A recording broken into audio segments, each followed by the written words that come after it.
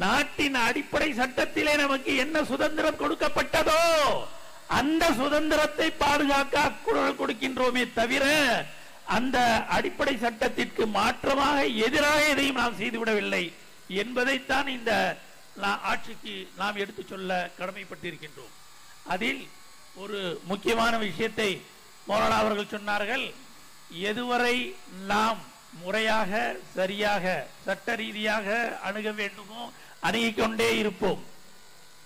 ஆனால் எங்களுடைய இந்த அணுகுமுறையை வைத்து அவர்கள் வக்ஃப் அமெண்ட்மெண்ட் பில் இதை பாஸ் செய்வதை தடுத்து நிறுத்திவிட்டால் நாமும் நின்று விடுவோம்.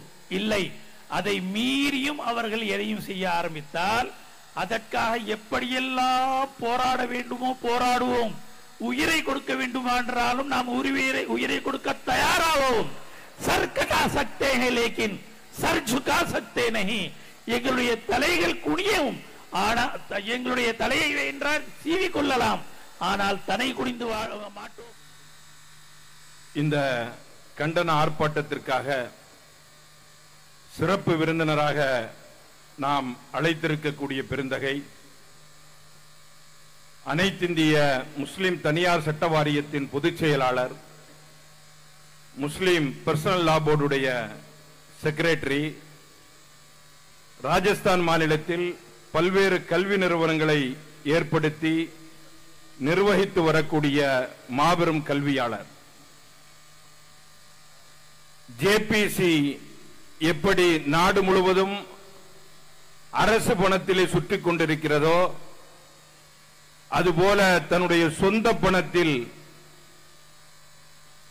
ஒவ்வொரு மாநிலத்தின் முதல்வர்களையும் முக்கிய பாராளுமன்ற உறுப்பினர்களையும் சந்தித்து இந்த மசோதாவிற்கு எதிராக உங்களுடைய கண்டனத்தை நீங்கள் தெரிவிக்க வேண்டும், எக்காரணத்தை முன்னிட்டும் இந்த மசோதா நாடாளுமன்றத்தில் வெற்றி பெற்றுவிடக் கூடாது என்பதற்காக வேண்டி நாடு முழுவதும் இந்த மசோதாவிற்கு எதிராக முதிர்ந்த வயதில் தன்னுடைய உடல் நலனையும் பாராமல் ஓயாது சுற்றிக் கொண்டிருக்கக்கூடியவர்கள் நேற்றைய தினம் கூட பிஜேபி அரசினால் வன்மையான கண்டனத்திற்கு உள்ளாக்கப்பட்டார்கள். இப்பொழுது பிஜேபி அரசின் சிம்ம சொப்பனமாக விளங்கிக் கொண்டிருக்கக்கூடிய எங்களது ஆன்மீக தந்தை மௌலானா ஃபஸ்லுர் ரஹீம் முஜத்திதி தாமத் பரக்காத்துஹும் அவர்கள் தங்களுக்கு முன்னிலையிலே மிக குறுகிய நேரம் இந்த சட்டத்தை பற்றி எடுத்து வைப்பார்கள். கூட்டத்திலே தயவு செய்து சலசலப்பு வேண்டாம். அவர்கள் பேசக்கூடிய பேச்சை இன்ஷா அல்லாஹ் நம்முடைய ரூஹுல் ஹக் ஹஜ்ரத் அவர்கள் மௌலானா உங்களுக்கு தமிழிலே எடுத்து சொல்வார்கள். ஒரு 10 to 12 நிமிடம் அமைதியாக இருங்கள். இதில் அதிகமாக உருது தெரிந்தவர்களும் இருப்பீர்கள். அவர்கள் முடித்ததற்கு பிறகு தமிழிலும் உங்களுக்கு அது மொழிபெயர்த்து சொல்லப்படும். இந்த கூட்டத்தினுடைய மிக முக்கியமான உரை, எனவே இந்த உரையை நீங்கள் கேட்க வேண்டும் என்று உங்களை அன்போடு கேட்டு ஹஜ்ரத் அவர்களை இங்கே பேச வருமாறு அன்போடு அழைக்கின்றேன்.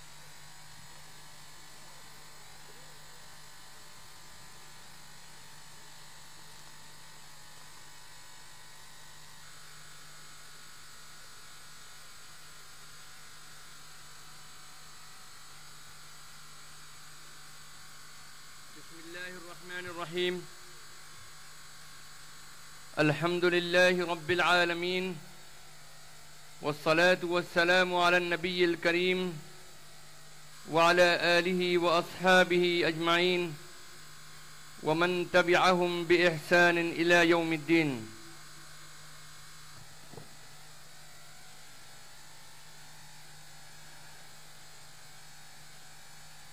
مجھے بڑی خوشی اور مسرت ہو رہی ہے کہ آج چنئی کے اس میدان میں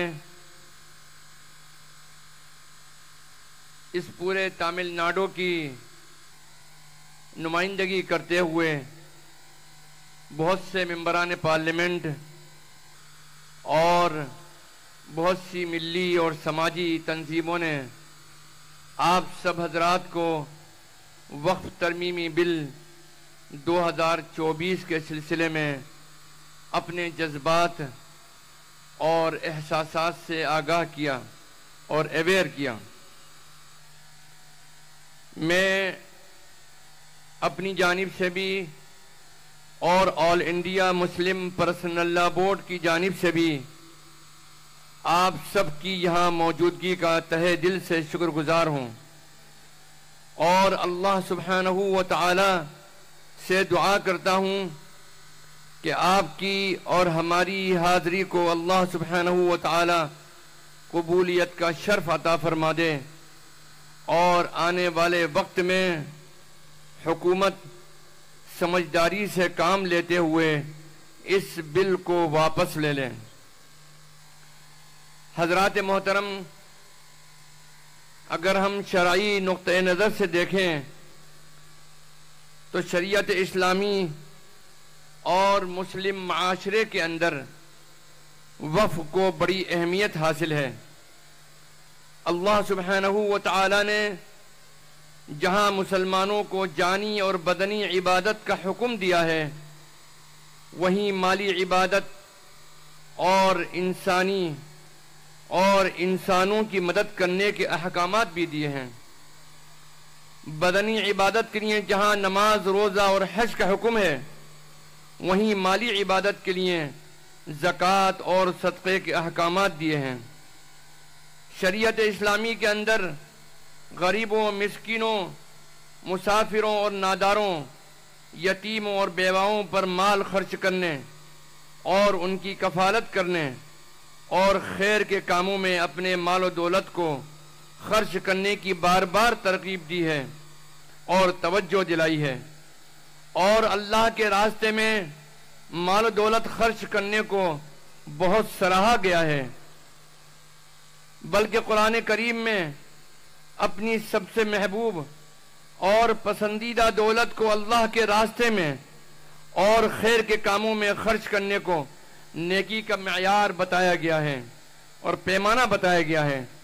اللہ سبحانہ و تعالی سورہ آل عمران کے اندر ارشاد فرماتے ہیں، لن تنالوا البر حتی تنفقوا مما تحبون، جب تک کہ تم اپنی پسندیدہ چیز اللہ کے راستے میں خرچ نہ کرو، جب تک کہ تم اپنی پسندیدہ چیز اللہ کے راستے میں خرچ نہ کرو گے، ہرگز نیکی نہیں پا سکتے۔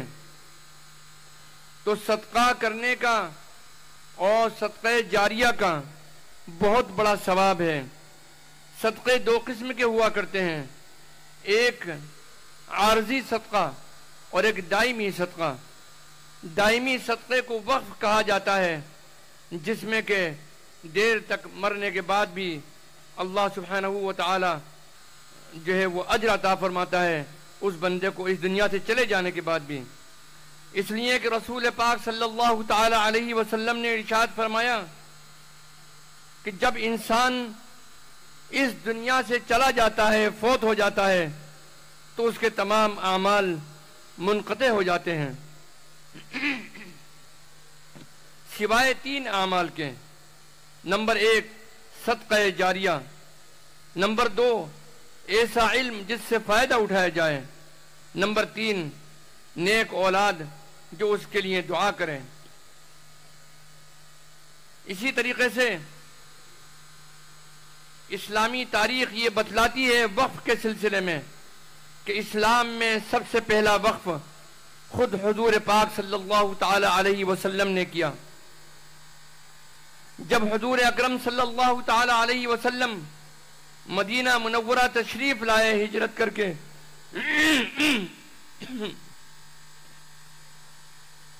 جب حضور اکرم صلی اللہ تعالی علیہ وسلم مدینہ منورہ تشریف لائے ہجرت کر کے، تو حضور پاک صلی اللہ تعالی علیہ وسلم نے دو صحابی حضرت سہل اور حضرت سہیل رضی اللہ تعالی عنہما کا باغ خریدا اور اس میں مسجد نبوی تعمیر کروائی۔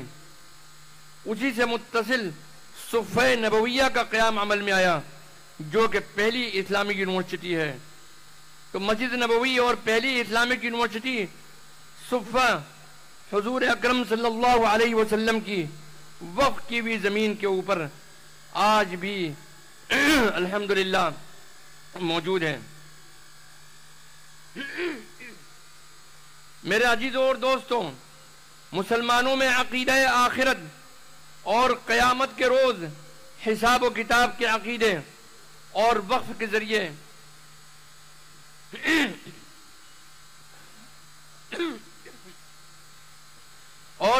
ذریعے اللہ کا قرب اور نیکی حاصل کرنے کے نظریے کی وجہ سے ہر زمانے میں مسلمانوں میں وقف کا رجحان بڑھتا ہی رہا، اور مسلمانوں نے ہر دور میں کار خیر میں وقف کیا، کیونکہ وقف صدقہ جاریہ کی سب سے اعلیٰ صورت ہے۔ اس لیے ہندوستان کے مسلم بادشاہ حکمرانوں نے بھی اگرچہ دعوت اسلام پر توجہ نہیں دی بہت زیادہ، مگر کار خیر اور خدمت خلق کے لیے زمین و جائیداد وقف کیے۔ وقف میں دائمی اجر اور خدمت خلق کا جو تصور ہے، اس کی وجہ سے مسلمان جہاں کہیں آباد رہے وہاں اپنی جائیداد وقف کی، اور ہر جگہ اوقاف کی زمینیں موجود ہیں جو اللہ کی ملکیت ہیں اور امت مسلمہ کی امانت ہیں۔ میرا عزیزوں اور دوستوں، سن 2013 میں 2013 کے اندر وقف کے قانون میں کسی طرح کی ترمیم کی ضرورت نہیں تھی۔ اگر ضرورت ہے تو ایوکشن ایکٹ، اوقاف کی جائیدادوں کے اوپر سے ناجائز قبضوں کو خالی کرانا، اس قانون کی البتہ ضرورت تھی، جس کی کوشش آل انڈیا مسلم پرسنل لا بورڈ نے 2013 میں بھی کی تھی، اور ایک مسودہ بھی تیار کیا تھا، ایک ڈرافٹ بھی تیار کیا تھا، مگر کسی وجہ سے وہ بل پارلیمنٹ میں پاس نہیں ہو سکا۔ اگر حکومت اوقاف کو لے کر واقعی میں مخلص ہے تو اسے چاہیے کہ پارلیمنٹ سے ایوکشن ایکٹ پاس کرا کر اوقاف کو ناجائز قبضوں سے آزاد کرائے۔ لیکن اب حقیقت یہ ہے کہ اب تک جتنے قانون لائے گئے ان میں متعدد خامیوں کے باوجود ان کا مقصد کہیں نہ کہیں اوقاف کو پروٹیکٹ کرنا اور اوقاف کا تحفظ تھا۔ لیکن موجودہ حکومت نے جو ترمیمی بل پیش کیا ہے ان کے خوشنما دعووں کے باوجود اس بات میں کوئی شک نہیں ہے کہ اس ترمیمی بل کا مقصد ہندوستان کے اوقاف کو ہڑپنا اور اوقاف کو ختم کرنا ہے۔ اس لیے وہ تنظیمیں جو اپنی مسلم دشمنی کے لیے مشہور ہیں، وہ اس بل کے پیش ہونے پر خوشی کا اظہار کر رہی ہیں۔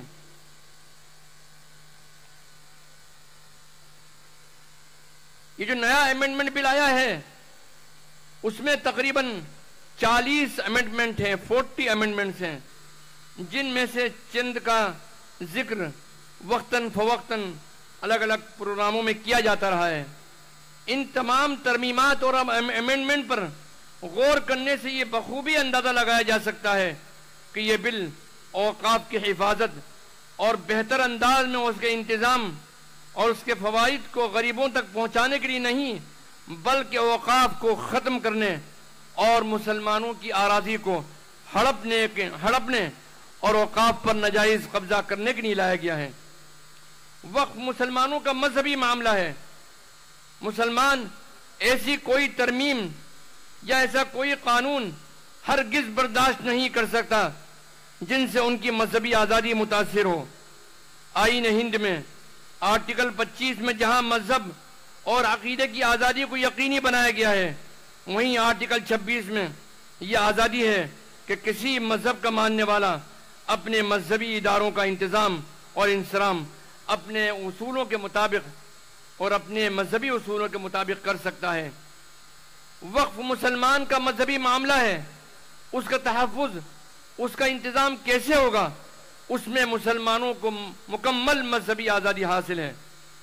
اس بل کے ذریعے حکومت آئین ہند کی خلاف ورزی کر رہی ہے۔ مسلمانوں کو اور جو لوگ آئین کی حفاظت کا نعرہ لگاتے ہیں ان کو اس بل کو ہر حال میں روکنا ہوگا۔ یہ مسلمانوں کی مذہبی آزادی اور آئینی حق کا سوال ہے۔ 1947 میں 1947 میں آزادی ہند کے موقع پر ہم نے ایک آزاد جمہوری اور سیکولر ملک کا خواب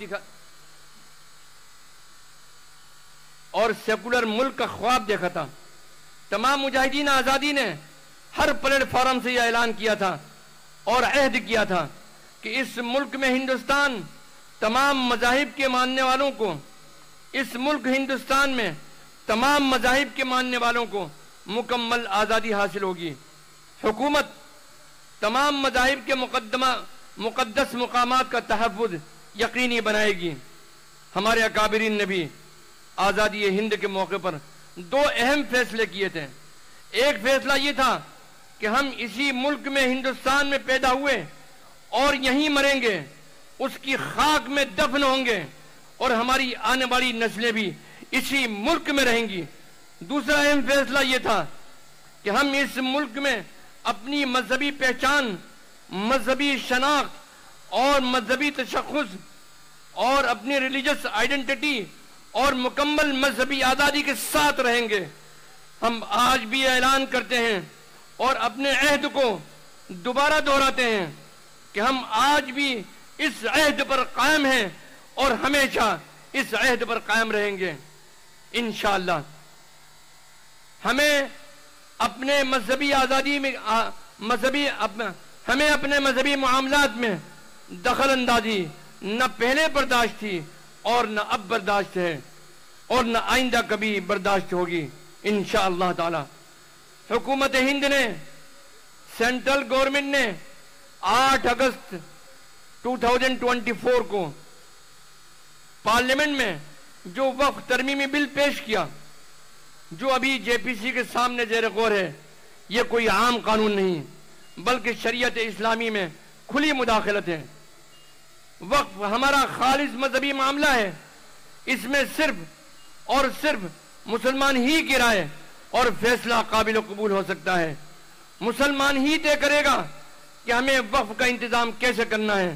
وقف کو ختم کرنے اور اسے کمزور کرنے کی کوشش مذہبی آزادی کے اندر دخل اندازی ہے، اسے قطعاً نہیں برداشت کیا جائے گا۔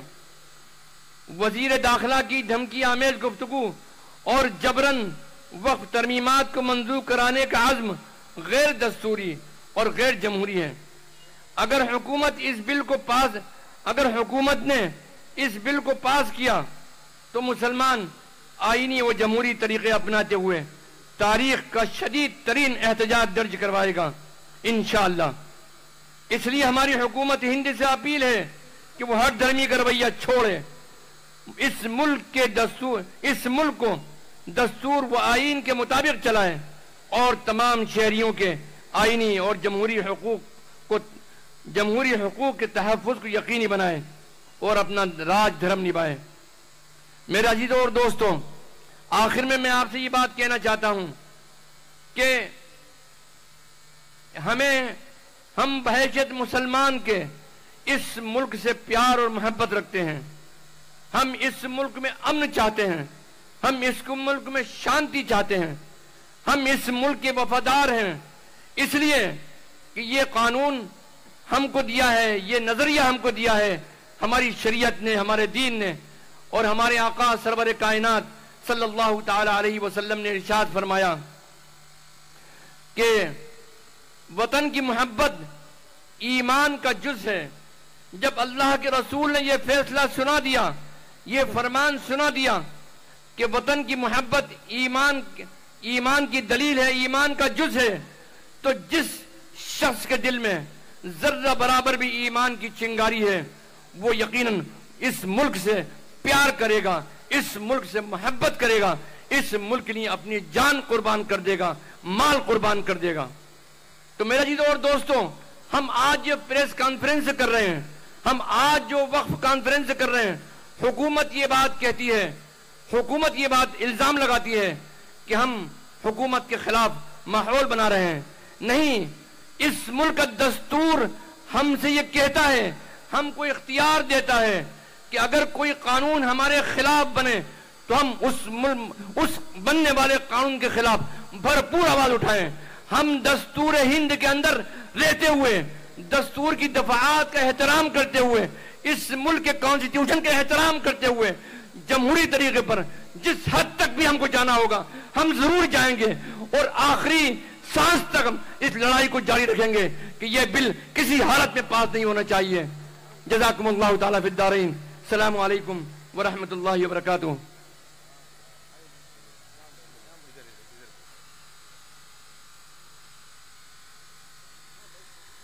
ஜஸாக்கும் அல்லாஹ் கைரல் ஜஸா. மக்ரிபுடைய நேரம் நெருங்கிட்டு இருக்குது, ஆயிடுச்சு. ஒது இருக்கக்கூடியவங்க ஆங்காங்கே முடிந்த அளவுக்கு அவங்க இடத்தை ஒதுக்கி கொண்டு தொழுது கொள்ளுங்க. இன்ஷா அல்லாஹ் தொடர்ந்து கூட்டம் நடைபெறும். இப்பொழுது இதற்கான மொழிபெயர்ப்பு ஒரு 5 நிமிடங்களில் இன்ஷா அல்லாஹ் முடிந்துவிடும்.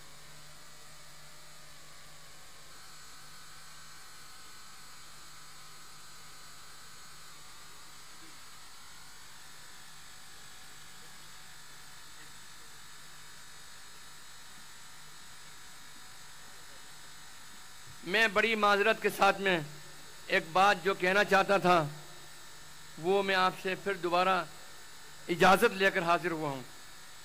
میں یہ بات کہتا ہوں کہ ہمیں اللہ کے رسول صلی اللہ تعالیٰ علیہ وسلم کا عمل اور آپ کے اسوہ مبارکہ ہمارے لیے نمونہ ہے۔ جب تک ہم رسول پاک صلی اللہ تعالیٰ علیہ وسلم کے سنتوں پر عمل کرتے رہیں گے اللہ یقیناً ہم کو کامیابی عطا فرمائے گا۔ جب کوئی ناگہانی مصیبت اور آفت اور مشکل وقت اسلام پر، دین پر، اللہ کے نبی پر آیا تو آپ نمازوں کی طرف دوڑتے تھے، اللہ سے دل لگایا کرتے تھے۔ اے مسلمانوں، اس سے زیادہ اور مشکل ترین وقت کون سا ہوگا جب آج اس بات کا فیصلہ کیا جا رہا ہے کہ آپ کی عبادت گاہیں، آپ کے قبرستان، آپ کے مدرسے اور آپ کے یتیم خانے آپ سے چھین لیے جائیں۔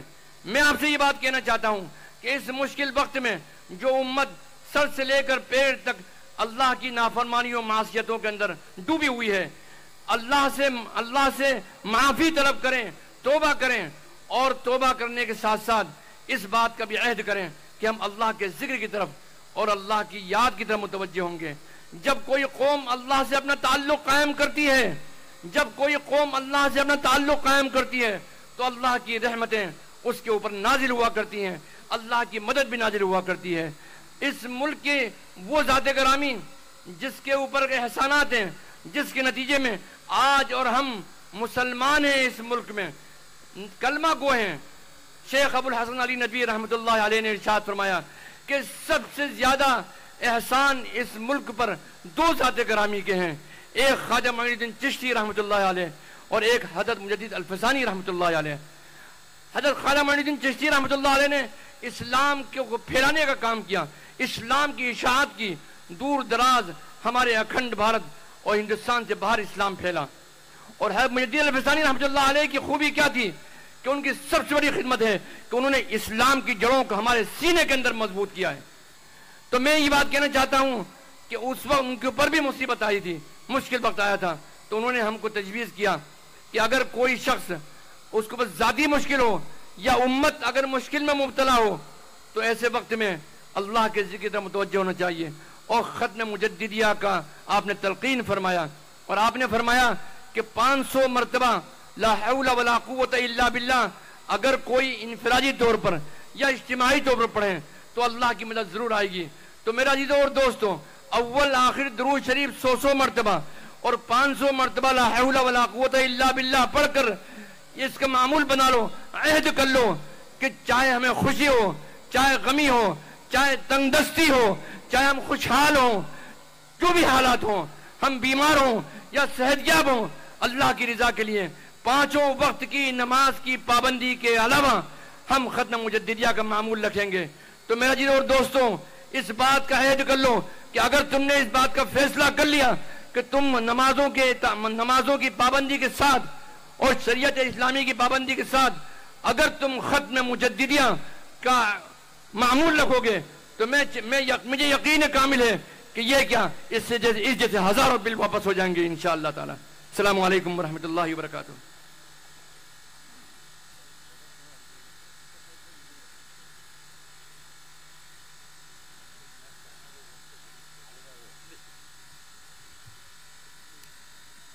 அஸ்ஸலாமு அலைக்கும் வரஹ்மத்துல்லாஹி வபரகாத்துஹு. ஆல் இந்தியா முஸ்லிம் பர்சனல் லா போர்டின் கண்ணியத்திற்குரிய ஜெனரல் செக்ரட்டரி மௌலானா ஃபசுர் ரஹ்மான் முஜத்திதி அவர்கள் மிக அருமையான கருத்துக்களை, ஆணித்தரமான கருத்துக்களை முன்வைத்தார்கள். ஒரு விஷயத்தை நான் சொல்லிக்கொள்ள நாடுகிறேன். All India Muslim personal law board எப்பொழுது உருவானதோ 1972-75 அந்த ஆரம்ப காலத்திலிருந்தே ஹதரத் மௌலானா அவர்கள் அதன் உறுப்பினராக இருக்கின்றார்கள். சற்றேறக்குறைய 20 ஆண்டுகளாக நானும் அதன் உறுப்பினராக இருக்கின்றேன். ஹதரத் அவர்களை 40 ஆண்டுகளுக்கு முன்னதாகவே அவருடைய சிறந்த பல்கலைக்கழகமான ஜாமியா ஹிதாயத் ஜெய்ப்பூரில் சந்தித்திருக்கின்றேன். மௌலானா அவர்கள் மார்க்க அறிஞர் என்பதாக நாம் வருகின்றோம். இன்று ஆல் இந்தியா முஸ்லிம் பர்சனல் லா போர்டின் ஜெனரல் செக்ரட்டரி என்பதாகவும் நாம் தெரிந்து கொண்டோம். அதே நேரத்தில் மௌலானா அவர்கள் நாடு தழுவிய அளவில் ஒரு மாபெரும் ஆன்மீக ஆசானாகவும் இருக்கின்றார்கள், குருவாகவும் இருக்கின்றார்கள். அவர் சொன்ன முக்கியமான சில விஷயங்களை மட்டும் இங்கே சொல்லிக்கொள்ள விரும்புகின்றேன். ஆரம்பமாக அவர் சொன்னார்கள், எனக்கு மிகவும் இந்த கூட்டத்தை பார்த்து பரவசம் ஏற்பட்டது, சந்தோஷம் ஏற்பட்டது. நமது இந்த தமிழகத்தின் பல்வேறு அமைப்புகள், கட்சிகள், இன்னும் பார்லிமெண்ட்டின் உறுப்பினர்கள், பல்வேறு தலைவர்கள் இங்கே குவிந்திருக்கின்றார்கள். இவர்களை பார்க்க எனக்கு மிகவும் ஆனந்தமாக இருக்கின்றது. மேலும் இன்று இஸ்லாமிய சமுதாயத்திற்கு ஏற்பட்டிருக்கக்கூடிய இந்த துயரம் மிக கொடூரமானது.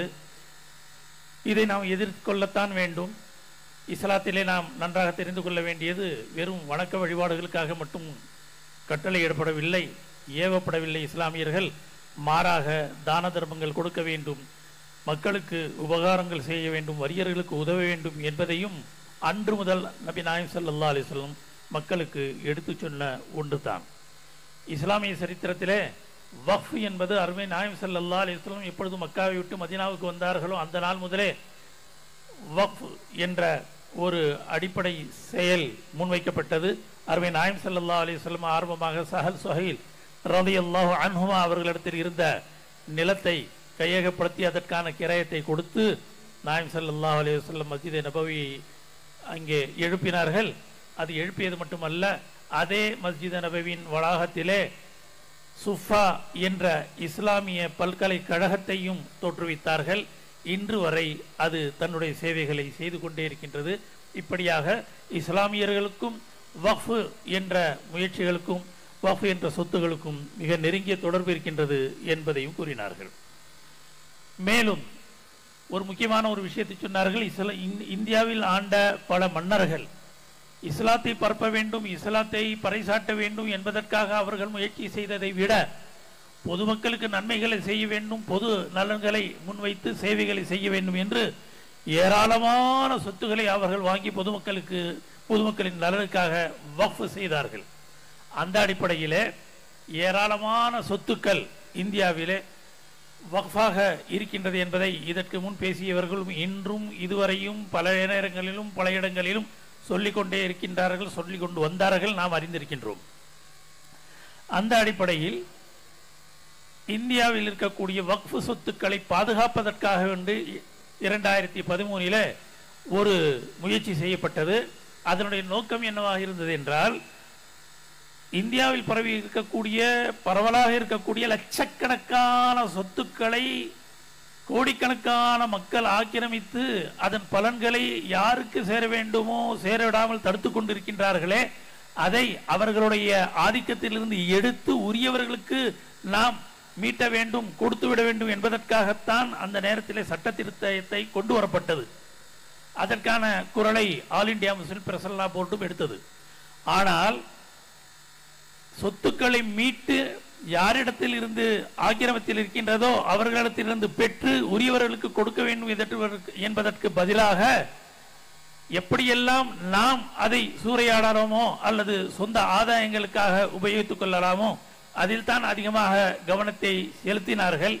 எனவே நாளுக்கு நாள் அந்த நோக்கம் பாழாகி கொண்டே இருந்தது. எதுவரை என்றால் இப்பொழுது 2024 எப்படியாவது அதை கையகப்படுத்த வேண்டும், பொது சொத்தாக மாற்றிக்கொள்ள வேண்டும், அதை உடைமையாக்கிக் கொள்ள வேண்டும் என்பதற்காக இந்த ஆட்சி துடித்துக் கொண்டே இருக்கின்றது. இந்தியா எப்பொழுது சுதந்திரம் அடைந்ததோ அந்த நேரத்திலே இந்திய சுதந்திர போராட்டத்திற்காக தியாகங்களை கொடுத்த நமது இஸ்லாமிய தலைவர்கள் முன்னோர்கள் 2 விதமான ஒரு முடிவை செய்தார்கள். ஒன்று, இந்த நாட்டிலே நாம் பிறந்தோம், பாரம்பரியமாக இருக்கின்றோம், இதே நாட்டிலே இந்த நாட்டிலேயே வாழ்வோம், இந்த நாட்டிலேயே மடிந்து மண்ணாவோம், இந்த நாட்டை விட்டு நாம் வெளியேற மாட்டோம். ஒன்று. இரண்டாவது, இந்த நாட்டில் வாழும் காலமெல்லாம் நமக்கென்று என்ன ஒரு மத சுதந்திரம் இருக்கின்றதோ, தனித்தன்மை இருக்கின்றதோ, அந்த தனித்தன்மையை மத சுதந்திரத்தை கண்டிப்பாக பேணி பாதுகாப்போம். இந்திய அடிப்படை அரசியல் சாசன சட்டத்திலே கொடுக்கப்பட்ட எங்களுடைய உரிமையின் அடிப்படையிலே நாங்கள் கண்டிப்பாக அதை பாதுகாத்தே தீர்வோம். எக்காரணத்தை கொண்டும் முஸ்லிம் இஸ்லாம் என்ற அந்த தனித்தன்மையை நாம் அழிந்து போக விடவே மாட்டோம் என்பதை எங்களுடைய பெரியார்கள் ஆணித்தரமாக இதை நமக்கு எடுத்துச் சொன்னார்கள். அதன்படி நாட்டையும் நாட்டில் இருக்கக்கூடிய மக்களையும் நடத்தி காட்டினார்கள். ஆனால் இன்று இஸ்லாத்திற்கு எதிரான துவேஷமான சிந்தனை கொண்டவர்கள் நான்காபுரத்திலே இஸ்லாமியர்களை அழிக்க வேண்டும், அவர்களுடைய தனித்தன்மையை சிதைக்க வேண்டும் என்பதற்காகவே பலவிதமான சட்டங்களை அவர்கள் இயற்றி சின்ன பின்னப்படுத்திக் கொண்டே இருக்கின்றார்கள். ஒருபோதும் இதற்காக நாம் அனுமதி தரவே மாட்டோம். கண்டிப்பாக இதற்காக போராடுவோம். நாம் போராடக்கூடிய இந்த போராட்டம் முரண்பட்ட போராட்டம் அல்ல, நாட்டிற்கு எதிரானது அல்ல. நமது பாரதத்தின் ஹோம் மினிஸ்டர் என்ன சொல்கின்றார்? இந்த முஸ்லிம்களும் இஸ்லாமியர்களும் பிரசனல்லா போர்டும் நாட்டில் இருப்பவர்களை கிளர்ச்சியாளர்களாக மாற்றிக்கொண்டிருக்கின்றார்கள், நாட்டிற்கு துரோகிகளாக மாற்றிக்கொண்டிருக்கின்றார்கள். இல்லை இல்லை, நாட்டின் அடிப்படை சட்டத்திலே நமக்கு என்ன சுதந்திரம் கொடுக்கப்பட்டதோ அந்த சுதந்திரத்தை பாதுகாக்க குரல் கொடுக்கின்றோமே தவிர அந்த அடிப்படை சட்டத்திற்கு மாற்றமாக எதிராக எதையும் நாம் செய்துவிடவில்லை என்பதைத்தான் இந்த ஆட்சிக்கு நாம் எடுத்து சொல்ல கடமைப்பட்டிருக்கின்றோம். அதில் ஒரு முக்கியமான விஷயத்தை மௌலானா அவர்கள் சொன்னார்கள். எதுவரை நாம் முறையாக சரியாக சட்ட ரீதியாக அணுக வேண்டுமோ அணுகிக் கொண்டே இருப்போம். ஆனால் எங்களுடைய இந்த அணுகுமுறையை வைத்து அவர்கள் வக்ஃப் அமெண்ட்மெண்ட் பில் இதை பாஸ் செய்வதை தடுத்து நிறுத்திவிட்டால் நாமும் நின்று விடுவோம்.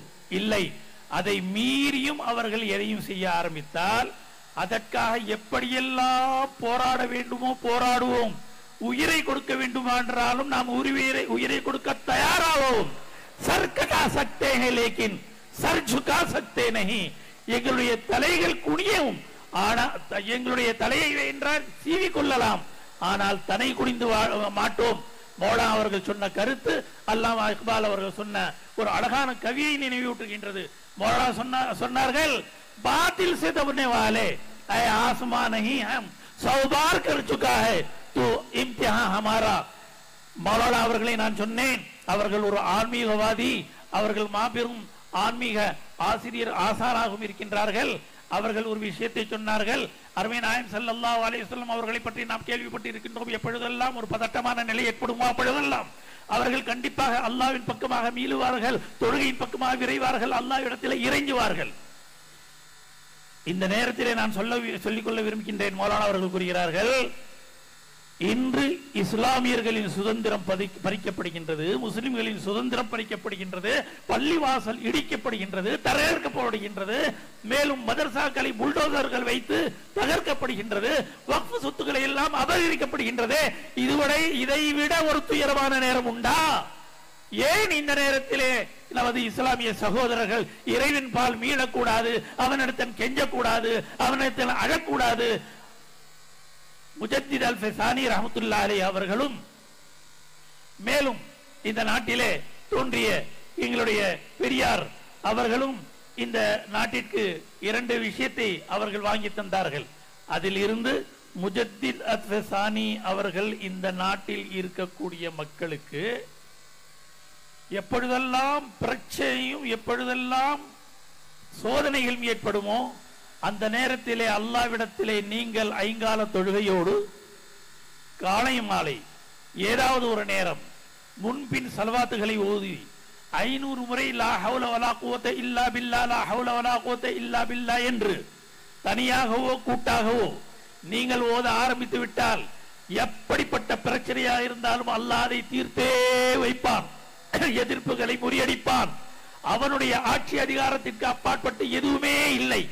கடைசியாக மௌலானா சொல்லி சென்ற வார்த்தை என்னவென்றால், நீங்கள் ஒழுங்காக இறைவனிடத்திலே மீண்டு இறைவனிடத்திலே பச்சாதாபப்பட்டு பாவங்களுக்காக மன்னிப்பை தேடியவர்களாக துஆக்களையும் 500 முறை இந்த முஜத்திதியா தஸ்பீகளையும் செய்ய ஆரம்பித்து விட்டால் வக்ஃப் அமெண்ட்மெண்ட் பில் என்ற இந்த ஒரு பில் அல்ல, இதுபோல பல 100 பில்கள் வந்தாலும் அல்லாஹ் தஆலா அதை முறியடித்தே தீருவான். وما ذلك على الله بعزيز. واخر دعوانا الحمد لله رب العالمين.